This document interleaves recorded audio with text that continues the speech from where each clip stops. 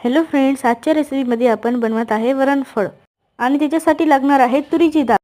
तुरीची डाळमध्ये लागेल तेवढी हळद टाकून घ्यायची आणि 5 ते 6 मिनिट कुकरच्या वाफेमध्ये डाळीला शिजू द्यायचे. डाळ शिजल्यानंतर आपण चला जाऊ मसाल्याकडे. आता जायचे मसाल्याकडे. जिरा आणि लसूण कुटून घ्यायचं थोडं. गॅसवर कढई ठेवून 1 ते 2 चमचे तेल टाका. डाळीमध्ये पाणी मिसळून त्याला गोलगोल फिरून घ्यायचं. आपण जो मसाला केलेला आहे तो कढईमध्ये टाकून द्यायचा आणि मसाल्यामध्ये डाळ टाकून द्यायची. चवीनुसार मीठ टाकायचे आणि वरणामध्ये 1 ते अर्धा ग्लास पाणी टाका. 1 ते 2 वाट्या गव्हाचं पीठ घेऊन त्याचा उंडा तयार करा आणि एक पोळी लाटा.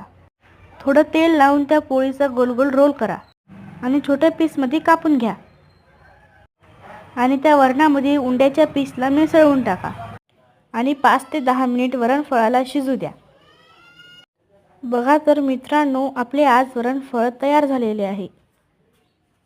तर मित्रांनो, कमेंट बॉक्समध्ये नक्कीच सांगा की वरणफळ कसे झाले.